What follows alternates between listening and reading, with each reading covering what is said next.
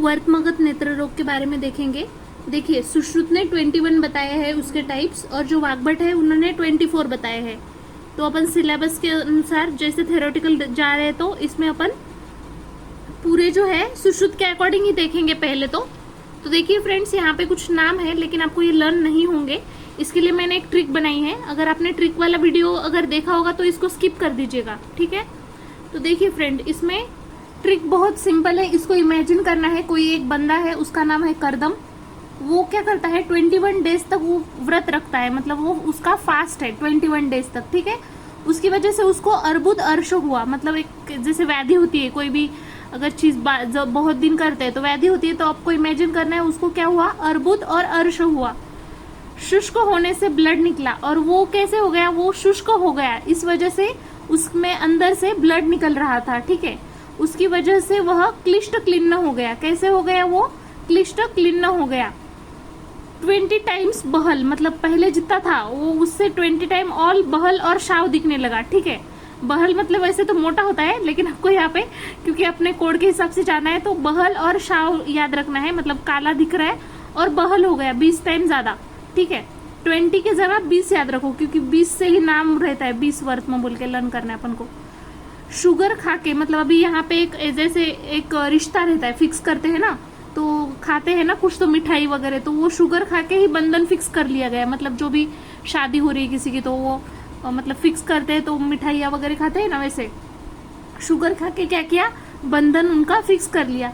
बंधन में वो जो बोलता है कि ऐसी लड़की चाहिए मुझे, मेरी संगिनी कैसी होगी, तो वो बोलता है जिसके गले में पोत होगी, जिसमें कुमकुम लगाया होगा, अंजन, आंखों में जो है काजल अंजन लगाया होगा, जिसके पैर में वात न आता हो, मतलब बहुत लोग रहते हैं ना जिसके पैर में वात आ जाता है अचानक से, तो वैसी वाली नहीं होनी चाहिए। पक्ष्म का निमेश करे, ऐसे कोड के हिसाब से देखा है मैंने यहाँ पे। पक्ष्म का क्या करते हैं, उन्मेष निमेश, पता है ना, आंखें बंद करना क्लोज करना, वो निमेश करे, और मैं उसी से लगन करूंगा। लगन मतलब मराठी में वर्ड हो गया ये वाला, इसको शादी बोलते हैं हिंदी में अगर जाएंगे तो, ठीक है। तो देखिए फ्रेंड, बहुत ही सिंपल ट्रिक है, मैंने ऑलरेडी बताया है, इस वजह से थोड़ा स्पीड में लूंगी मैं इसको। देखिए, करदम मतलब करदम से आपको करदम ही याद रखना है, करदम वर्त में जो नाम है यहाँ पे। उसके बाद आपको जो सेकंड याद रखना है वो है 21 व्रत। व्रत मतलब जितने भी अपन वर्तमगत रोग देख रहे, तो इस वजह से व्रत, उसको याद इमेजिन करो, व्रत किसमें ट्रिक आएगी, वर्तमगत रोगों में, ठीक है। तो उसके बाद अपन जाएंगे अर्बुद अर्श। अर्बुद और अर्श, अर्श में भी आपको अर्श वर्तम, शुष्क अर्श और शोणित अर्श ऐसे बताया है ना। तो अर्श कैसे हो गया, शुष्क, उससे आप शुष्क अर्श याद रख लेना। ब्लड मतलब क्या रहता है, शोणित, शोणित मतलब ही रक्त रहता है ना, तो उससे शोणित अर्श याद रख लेना, ठीक है।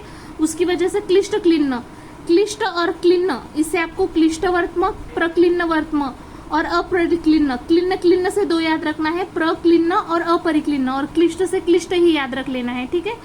उसके बाद 20 टाइम, 20 को क्या बोलते हैं, 20, तो 20 वर्तम याद रख लेना।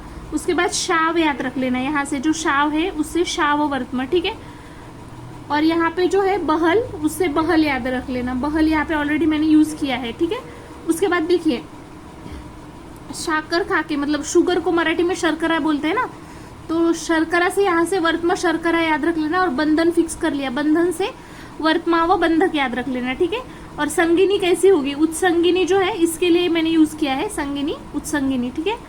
और जिसके गले में क्या होगी, पोत होगी, कुमकुम होगा, अंजन होगा, वही है पोत, पोतकी, वहां से पोतकी याद रख लेना। अंजन नामिका, जिसने अंजन लगाया हो, अंजन नामिका।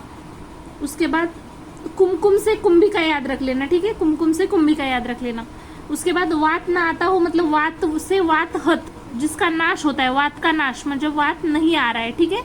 उसके बाद पक्ष्म से पक्ष्म कोप याद रख लेना है आपको, पक्ष्म से क्या याद रख लेना, पक्ष्म कोप। और निमेश तो यहाँ पे जैसे के तैसे ही है, तो निमेश याद रख लेना, ठीक है। और लगन मतलब लगन, जिससे यहाँ पे है। देखिए फ्रेंड, अगर इसको आपने 1-2 बार भी पढ़ा ना, तो आपको नाम तक याद करना नहीं है, मतलब मैंने ऐसी ट्रिक बनाई है ना जिसमें नाम भी पूरे के पूरे वैसे के तैसे आ जाते हैं, ठीक है। अभी देखिए, एक एक पॉइंट्स को कवर करते जाएंगे। सबसे पहले दोष वाला पॉइंट लेते हैं। तो दोष में सारे तो सन्निपातस है, मतलब मोस्ट ऑफ द सन्निपातस है, तो उसमें जो अलग है उसको बस मैंने यहाँ पे लिखा है, ठीक है। तो कफस कौन से है, तो पोतकी, प्रक्लिन्न वर्तमान, लगन। तो इसकी ट्रिक इतनी सिंपल है। देखिए, पीके जो पिक्चर आपने देखा होगा, तो पीके की शादी हो रही है, शादी मतलब मराठी में लगन बोलते, तो पीके का लगन मतलब पी दोनों, मतलब पूरे श्लोक में पी किसी के लिए नहीं है, तो पी मतलब पोतकी और प्रक्लिनवर्तम दो ही है जो पी वाले हैं, ठीक है। तो इस वजह से, और के से आप कफ याद रख लेना, ठीक है। और लगन से तो लगन डायरेक्टली याद हो जाता है।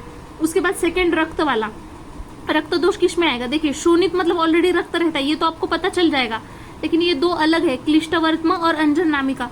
तो ऐसे याद रखो, अंजन क्लियर लगाया तो रक्त आएगा, ठीक है। अंजन किसी इंसान ने अंजन एकदम अंदर से ही लगा दिया क्लियर एकदम, तो वहां से क्या हो गया, रक्त आ गया। तो अंजन से अंजन नामिका याद रखना। क्लिष्ट जैसे क्लियर ऐसे वर्ड, क्लिष्ट स्पष्ट जैसे बोलते हैं ना अपन, क्लिष्ट क्लियर, तो क्लियर इसके लिए मैंने लिया है यहाँ पे।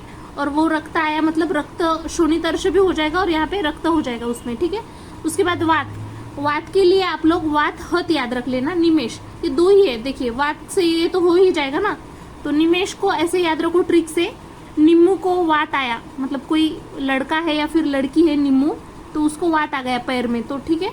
तो वायु से बस दो है, निम्मू और वात, मतलब वातहत और निमेश याद रख लेना। दोष वाला भी पॉइंट कवर हो गया। उसके बाद नेक्स्ट पॉइंट पे आते हैं संप्राप्ति पे।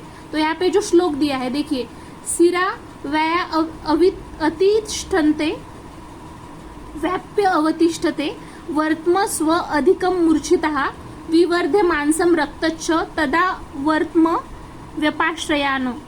तो मैं इसका मीनिंग आपको बताती हूँ। देखिए पहले तो दुष्य याद रख लो, इसमें से मांस और रक्त ये दो दुष्य रहते, ठीक है। दोष कौन सा यहाँ पे किसको अनुसरण कर रहा है, तो सिरा को, क्योंकि ये पूरी चीजें जो अपन बोल रहे तो सिरा के अकॉर्डिंग ही जा रहे। और स्थान संशय तो ऑब्वियसली वर्तमगत रोग है, तो उसका स्थान कौन सा होगा, वर्तमगत स्थान होगा। बहुत सिंपल मीनिंग है। देखिए यहाँ पे क्या होता है, दोष जो रहते हैं ना वात पित्त कफ, या तो अपन सिंगल सिंगल जाते हैं या फिर साथ में भी जा सकते हैं, ठीक है, एक साथ। वो जाके क्या करते हैं, सिरा में जाके, मतलब सिरा में पहले चले जाते हैं, उसके बाद वहां पे जो वर्त्म है वहां पे फैल जाते हैं, ठीक है, वर्त्म में जाके स्थित हो जाते हैं।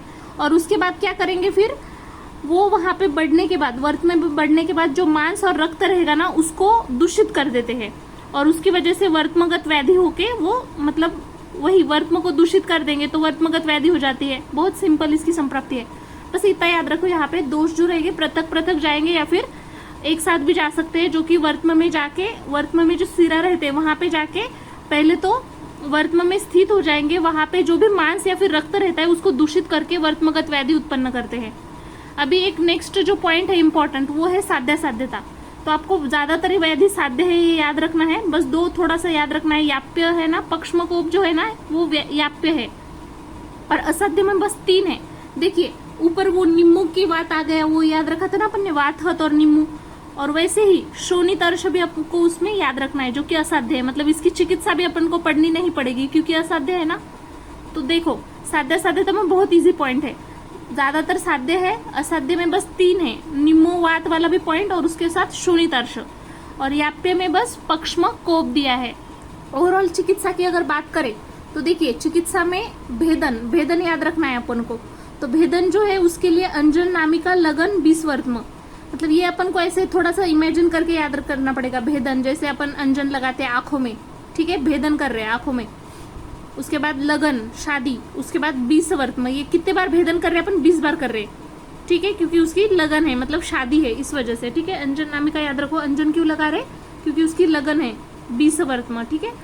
कितने बार लगा रहे, 20 बार। अशस्त्रकृत, अशस्त्रकृत मतलब जिसमें अपन शस्त्र नहीं यूज कर सकते लेकिन औषध वगैरह यूज करके अपन उसको ट्रीट कराते हैं, तो उसमें प्रक्लिन्न वर्त्म और अप्रक्लिन्न वर्त्म, जो प्रक्लिन्न वर्त्म है और अपरिक्लिन्न है ये दोनों में अशस्त्रकृत है, ये याद रखो।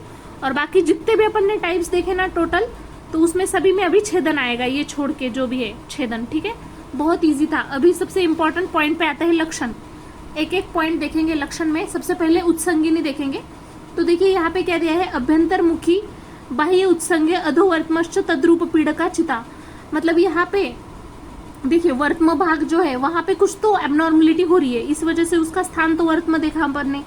तो वहां पे जो पीड़का उत्पन्न हो रही है वो कैसे है, उसका मुख कहाँ पे है, अभ्यंतर, मतलब अंदर की तरफ मुख है, अभ्यंतरमुखी बाह्य उत्संग है, लेकिन उसका उत्संग जो हो रहा है वो बाहर की साइड में हो रहा है, ठीक है।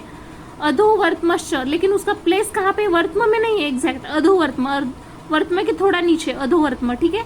तद्रूप पीड़का चिता, मतलब पीड़का जो उत्पन्न हो रही है, एक तो वो अभ्यंतरमुखी है और उसका उत्संग जो है बाह्य है और वो उसका स्थान क्या है, अधोवर्त्म। मॉडर्न से कोरिलेट करें तो इसको चैलेजियन जो रहता है, मतलब एक स्मॉल लंप आ जाता है इसमें, और वो जो है ऑयल जो ग्लैंड रहती है ना उसके ब्लॉकेज की वजह से हो जाता है, ठीक है। चैलेजियन याद रखना है आपको। और वो जो है पेनलेस रहता है, इतना कुछ पेन उसमें होता नहीं है, ठीक है। सेकंड पे आते हैं अभी कुंभिका। कुंभिका में देखिए क्या दिया है, कुंभिक बीज प्रतिमा आत्मा पयंती भिन्नहा। मतलब मैंने ज्यादातर इसमें इंपॉर्टेंट वर्ड्स ही यहाँ पे मेंशन किए हैं। जो कुंभिक बीज रहता है उसके समान रहती है। कुंभिक बीज को अपन ये बोल सकते हैं, दाड़िम का बीज रहता है ना वो वाला, उसके जैसे दिखती है। और आत्मा पयंती भिन्नहा, इसका मतलब है जब भी पीड़िका जो है भिन्न होती है, मतलब सेपरेट सेपरेट हो जाती है ना, तो उसकी वजह से आत्मान वहां पे उत्पन्न होता है। मतलब जैसे कुंभ रहता है ना शेप, वैसे इमेजिन करो आप। आत्मा पेतली मतलब भिन्न हो के क्या आत्मान उत्पन्न करे, ठीक है। उसके बाद देखिए थर्ड है पोथकी। पोथकी में क्या दिया है, स्त्राविन्य कंडूरा गुर्व्यो रक्त सर्षप निबाहा पीड़काश्च रुजावेती। मतलब यहाँ से पहले तो स्त्राव निकलेगा, ठीक है। उसके बाद कंडूरा, कंडू मतलब वहां पे कंडू इचिंग होगी, ठीक है। गुरो मतलब गुरु रहेगा। रक्त सर्षप निबाहा भिन्ना पीड़काश्च रुजावती, मतलब वहां पे जो पीड़का उत्पन्न होगी उसकी वजह से ज्यादा रुजा होगी। अपन ने जैसे उत्संग में देखा था, उत्संगिनी में वहां पे उतना पेन नहीं होता था, लेकिन यहाँ पे रुजावती अति रुजा हो जाती है, ठीक है। रक्त सर्षप समान स्वरूप पीड़का यहाँ पे उत्पन्न होती है और बहुत ज्यादा पीड़ा होती है। इसको अपन ट्राइकोमा से कोरिलेट कर सकते हैं। ट्राइकोमा जो रहता है ड्यू टू क्लैमोडिया ट्राइकोमेटिस की वजह से होता है। मतलब वो जो इन्फेक्शन है वो किसकी वजह से होता है, क्लैमोडिया ट्राइकोमेटिस की वजह से। क्रोनिक मतलब ये कॉन्टेजियस डिसीज है, उसमें फॉर्मेशन ऑफ फॉलिकल हो जाता है, ठीक है। तो आपको इसको कोरिलेट करके क्या याद रखना है, ट्राइकोमा याद रखना है, ठीक है। उसके बाद नेक्स्ट आते हैं अभी, नेक्स्ट जो है वो है वर्त्म शर्करा। इसमें क्या दिया है, पीड़का भी सुसूक्ष्म अभिघनार भी अभिसंवृत्ता पीड़काया खरास्तुला। मतलब यहाँ पे जो पीड़का उत्पन्न हो रही है, ठीक है, वो कैसी है, एक तो सूक्ष्म है, घन है। अभिसंवृत्ता मतलब वो ऐसे एकदम सूक्ष्म घन है ना, उससे व्याप्त हो चुकी है, अभिसंवृत्त हो चुकी है, ठीक है। और वो कैसे है दिखने में, खर स्थूल है, ठीक है। ये भी आपको याद रखना है। मतलब पीड़का के बारे में क्या क्या पॉइंट याद रखेंगे अपन यहाँ पे, एक तो खर स्थूल है, घन है, सूक्ष्म है, ठीक है। तो जैसे शर्करा से याद रख सकते हैं, जैसे साकर रहती है अपन खाते हैं ना शर्करा, तो वो जो अगर एक एक लिया तो वे कैसे रहते हैं, एकदम दिखने में सूक्ष्म रहते हैं। उसके बाद वो खर खर रहते हैं, और वो कैसे होते हैं, मतलब स्थूल होते हैं, थोड़े थोड़े मोटे मोटे होते हैं, ठीक है। नेक्स्ट अपन पॉइंट देखेंगे इसमें, अर्शोवर्त्म एर्वारु बीज प्रतिमा पीड़का मंद वेदना सूक्ष्म खराश्च। अर्शोवर्त में क्या दिया है, एरवारु बीज प्रतिमा मतलब जो ककड़ी की बीज रहती है ना उसके स्वरूप के रहते हैं ये पीड़का। और उसमें वेदना कैसे होती है, एकदम मंद वेदना रहती है और दिखने में सूक्ष्म और खर रहती है। तो ऐसे याद करो, जैसे कोई ककड़ी की बीज है उसको अपन ड्राई करके एकदम वो कैसे हो जाती है, खर हो जाती है, ठीक है। और अगर उसमें से पेनिट्रेशन हुआ तो उसमें मंद थोड़ा वेदना भी हो जाती है, ऐसे भी याद रख सकते हो। उसके बाद नेक्स्ट आते हैं शुष्क अर्श के ऊपर। शुष्क अर्श में क्या दिया देखिए यहाँ पे, दीर्घो अंकुर खर स्तब्धो दारुणो वर्त्म संभव। मतलब इसमें जो अंकुर उत्पन्न होता है वो कैसे रहता है, दीर्घ रहता है, बड़ा रहता है, ठीक है, खरा रहता है, और वो स्तब्ध भी रहता है। दारुण मतलब ज्यादा टाइम तक रहता है, ठीक है। तो क्या क्या इसमें याद रखेंगे शुष्क अर्श में, एक तो दीर्घ अंकुर रहता है, खरह स्तब्ध और दारुण रहता है, ठीक है। नेक्स्ट है अंजन नामिका। अंजन नामिका में दाह तोदवती ताम्रा पीड़का वर्त्म संभवा मृद्वी मंदरुजाहा।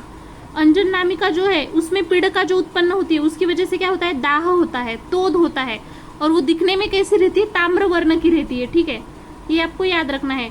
और मृदु रहती है, लेकिन उसमें रुजा कैसी है, एकदम मंद रुजा है। तो अपन ऐसे याद रखेंगे इसमें, ठीक है, कि क्या क्या इसमें है, दाह है, तोद है, ताम्र वर्ण की पीड़का है, और वो मृदु है, और उसकी वजह से जो रुजा होती है वो मंद रुजा होती है। इसको अपन मॉडर्न में कोरिलेट करें तो इसको STY स्टाई भी बोलते हैं। मतलब एक टाइप की स्वेलिंग रहती है जो कि एकदम पेनफुल रहती है। अगर आप गूगल पे सर्च करेंगे तो आपको बहुत सारे इमेजेस दिखेंगे इसके, ठीक है। मतलब पेनफुल रहती है, और मोस्टली ड्यू टू किसकी वजह से होते हैं, जो स्टाफिलोकोकस बैक्टीरिया रहते हैं उसकी वजह से रहती है। और ये प्रेजेंट जो रहती है आईलिड के ऊपर प्रेजेंट रहती है, इनर साइड में। तो आपको ये याद रखना है अंजन नामिका के बारे में। नेक्स्ट अपन देखेंगे बहल वर्त्म के बारे में।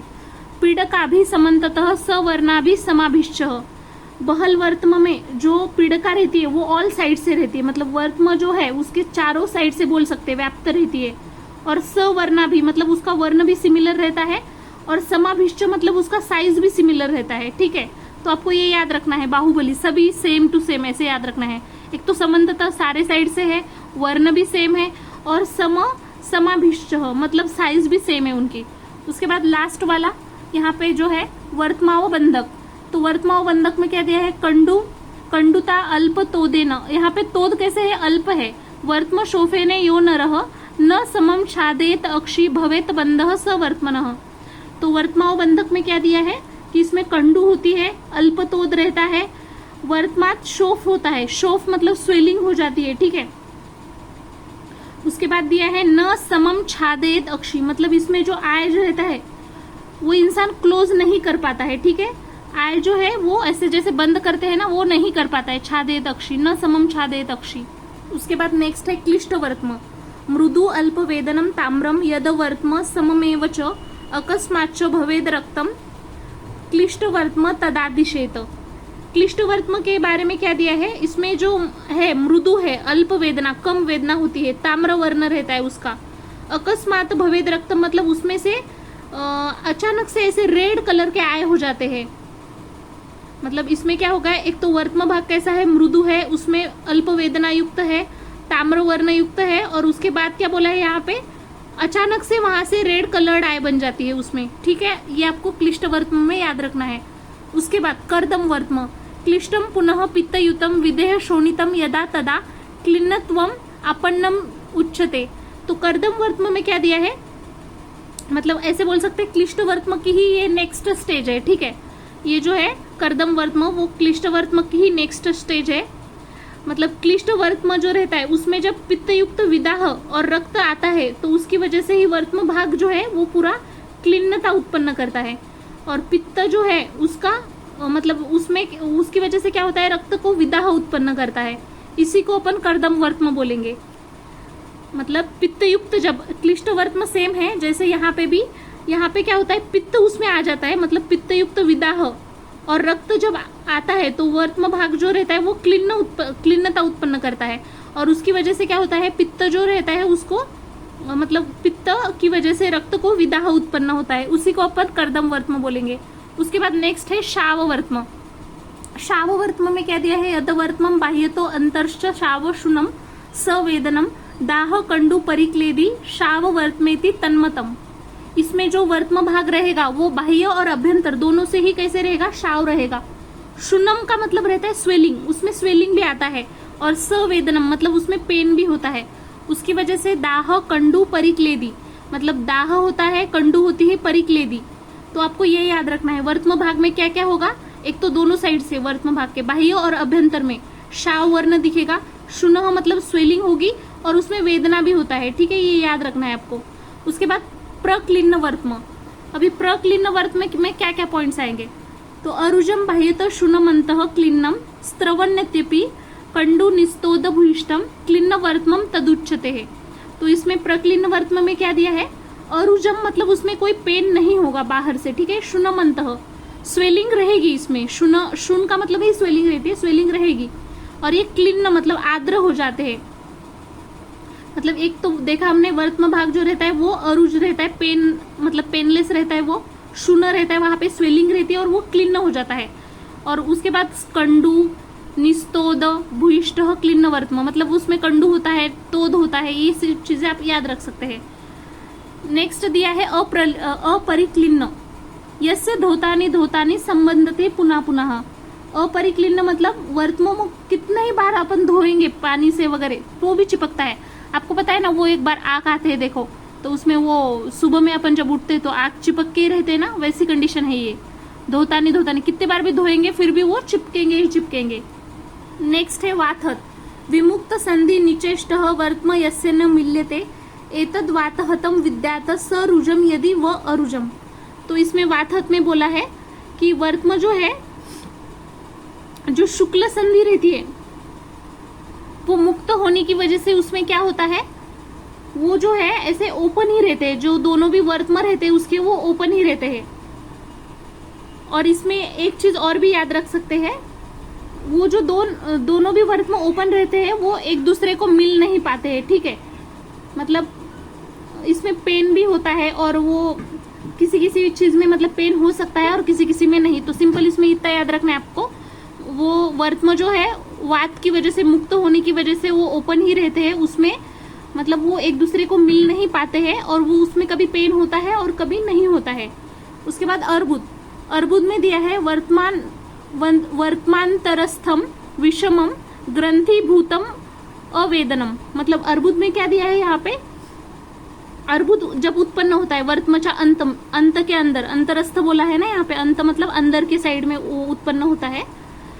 तो उसमें जो आकृति दिखती है वो कैसी दिखेगी, विषम, मतलब कोई इंसान है उसमें आंख में कुछ आ गया तो वो आंख कैसे नॉर्मल नहीं दिखेगा ना, कुछ तो विषम दिखता है उसमें, और उसमें ग्रंथि भी उत्पन्न होती है। तो ये भी आपको याद रखना है कि उसमें ग्रंथि उत्पन्न होती है। इसमें कोई पेन वगैरह नहीं रहता है, लेकिन बस ग्रंथि और उत्पन्न होती है और विषम रहता है, वो याद रखना है। और ये भी याद रखना है जो पित्त और रक्त रहता है उसके अनुबंध की वजह से जो है अर्बुद वर्तमचे एजेस जो रहते हैं ना वहां पे लटकते रहता है। मतलब पित्त और जो रक्त है उसके अनुबंध की वजह से इतना याद रखो, अर्बुद जो रहता है वर्तम के जो एजेस रहते हैं मतलब साइड साइड वहां पे लटकते रहता है। निमेश, अभी निमेश को तरफ आते हैं। निमेश में निमेशनी सिरा वायु प्रविष्टो वर्तम संश्रया चालयत्य अति वर्तमानी निमेश स गदोमतः। मतलब निमेश में क्या दिया है, इसमें जो सिरा रहेगी, कौन सी सिरा, निमेशनी सिरा, जो वात दोष रहता है वो निमेशनी सिरा में पहले प्रवेश करता है और उसके बाद जो वर्तम स्थान में जाके वहां पे संश्रय करता है। मतलब वर्तम की जो मूवमेंट पहली थी उससे अभी बढ़ा देगा, चालयति अति, मतलब उसमें जो मूवमेंट पहले थी उससे और वो बढ़ा देगा, ठीक है। इसको आपको याद रखना है निमेश में। और ये भी है, मतलब ऐसे याद रखो कि वो मूवमेंट पहले जितने थी वर्त में उससे ज्यादा होगी तो स्पीड भी बढ़ेगी, ठीक है। उसके बाद नेक्स्ट आते हैं शोणितर्ष पे। छिन्ना छिन्ना विवर्धन्ते वर्तम स्थान मृदवो अंकुरा दाह कंडुरुजो तास्ते अर्षः शोणित संभवः। शोणित अर्ष में क्या दिया है कि बार बार, मतलब कितने बार अपन उसको छिन्न कर रहे, मतलब कट कर रहे, जैसे अंकुर को अपन जैसे बार बार काट रहे, ठीक है, फिर भी वो उत्पन्न होता है। तो इतना याद रखो, छिन्ना छिन्ना विवर्धन्ते, मतलब कितने बार भी काटेंगे तो भी वो अंकुर आएगा ही आएगा, ठीक है। मतलब यहाँ पे जो मुलायम अंकुर की उत्पत्ति होती है, कितनी मतलब बार बार कट करे फिर भी, और उसकी वजह से क्या होता है, दाह होता है, कंडू होता है, रुजा होता है। और अर्श, अर्श के जैसे मतलब उसमें अर्श आता है ऐसे बोल रहे हो, दाह कंडू रुजा अर्श। और उसके बाद लगन, जो लास्ट यहाँ पे है लगन, उसमें दिया है अपाकः कठिनः स्थूलो ग्रंथि वर्तम भवो अरुजा स कंडु पिछलः कोल प्रमाण लगनस्तु ततः। मतलब इसमें क्या दिया है, वो उसमें कोई पाक नहीं रहता है, अपाक रहता है, और वो दिखने में कैसे रहता है, कठिन रहता है, स्थूल रहता है। ग्रंथि वर्तमो भवो अरुजा, मतलब ग्रंथि बन जाती है वो, और उसमें अरुजा मतलब कोई भी पेन नहीं रहता है, ठीक है। स कंडु, उसमें कंडु होता है, पिछिल रहता है वो, और वो कोल के प्रमाण रहता है, मतलब जो बेर पता है ना आपको, बेर, उसके आकार की ग्रंथि वहां पे उत्पन्न होती है। तो इसको बस इतना याद रखो, अपाक रहता है, कोई पाक नहीं रहता है, कठिन रहता है, स्थूल रहता है, वहां पे ग्रंथि बन जाती है। तो वो ग्रंथि कैसे साइज की रहती है, कोल साइज की, मतलब जो बेर का साइज रहता है ना वैसे। सकंडू और पिछिल उसमें आते हैं। 20 वर्तम में क्या दिया है, शुनम यद वर्तम बहुभी सूक्ष्म छिद्रे ही समन्वितम 20 अंतर्जलम इव 20 वर्तमेति तन्मनम। मतलब 20 वर्तम में क्या दिया है, शुनम, शुनम मतलब पहले अपन ने देखा था, शुन मतलब क्या रहता है, शोथ रहता है, स्वेलिंग रहती है। बहुभी सूक्ष्म छिद्रे, मतलब वहां पे बहुत सारे ऐसे सूक्ष्म छिद्र होती है, ठीक है। और नीचे क्या दिया है, 20 मंत अंतर्जलम इव 20 वर्तमेति तन्मनम। मतलब यहाँ पे छोटे छोटे ऐसे छोटे छोटे छिद्र रहते हैं ना, उसके अंतर्जलह ये बोला है, उसके अंत में जल रहता है, अंदर के साइड में ऐसे जल के जैसे दिखता है। उसके बाद पक्ष्म कोप के ऊपर आते हैं। अभी पक्ष्म कोप में क्या दिया है, दोषः पक्ष्मा शय गता तीक्ष्ण अग्राणी खराणी च निर्वर्तयन्ति पक्ष्माणि तैर्घुष्टम च अक्षि दूयते उद्घृते शांति पक्ष्म अभिश्चोप उपजायते वात आतप अनल द्वेषी पक्ष्म कोपः स उच्यते है। मतलब दोष जब पक्ष्म के अग्रभाग में आते हैं तो तीक्ष्ण और खर बना देते हैं उसको, ठीक है। पक्ष्म के अग्रभाग में आके उसको तीक्ष्ण और खर कर देते हैं, जिसकी वजह से पक्ष्म है मतलब जो पक्ष्म रहता है वो पक्ष्म क्या होंगे, इस ये चीज होने की वजह से वो मुड़ जाते हैं ऐसे, मतलब जैसे वो मुड़ जाएंगे तो वहां पे पेन चालू होता है, और उसको अपन जब तक हटाते नहीं है, बाहर नहीं निकाल देते, तब तक अपन को शांति नहीं मिलेगी, ठीक है। और ये भी है कि जो पेशेंट रहता है ना, उसको वायु आतप अग्नि इसका द्वेष रहता है। जो पेशेंट रहता है उसको वायु आतप और अग्नि का द्वेष रहता है, ये चीज याद रखो आप। तीक्ष्ण अग्नादि खरानी च, मतलब वो तीक्ष्ण और खर हो जाते हैं, उसके जो अग्रभाग रहते हैं वो। और जैसे उसको अपन पलटते हैं, ठीक है, निर्वर्तयंती पक्षानी, मतलब जैसे पलटते हैं या फिर मुड़ाते हैं तो उसकी वजह से पेन होता है। और उद्घृते शांति, मतलब उसको निकालने के बाद ही अपन को शांति मिलेगी। और वो पेशेंट रहेगा ना, उसको वात आतप अनल इन सभी चीजों का क्या होगा, द्वेष रहेगा। ये जो पक्ष्म कोप रहता है ना फ्रेंड, इसको अपन ट्राइकेसिस भी बोल सकते हैं, ट्राइकेसिस। ये जो रहता है एंट्रोपोरियन भी बोलते हैं इसको। जो आईलैशेस रहते हैं वो ग्रो इनवर्ड टूवर्ड्स द आई, वो ग्रो कर जाने लगते हैं। और जो आईलैशेस रहते हैं रब द कॉर्निया, वो कॉर्निया को रब करते हैं, कॉर्निया और कंजक्टिवा को, उसकी वजह से इरिटेशन होने लगता है आईज में। अगर फ्रेंड्स आपको चिकित्सा के भी थोड़ा डिटेल में चाहिए होगा तो आप मुझे बताना, वो भी अपन पार्ट कवर करेंगे इस वीडियो में। मतलब मैंने बहुत ही शॉर्ट में चिकित्सा कवर की है, उसके लिए बहुत ज्यादा टाइम लग जाएगा, इसलिए अपन वो नेक्स्ट वीडियो में देखेंगे।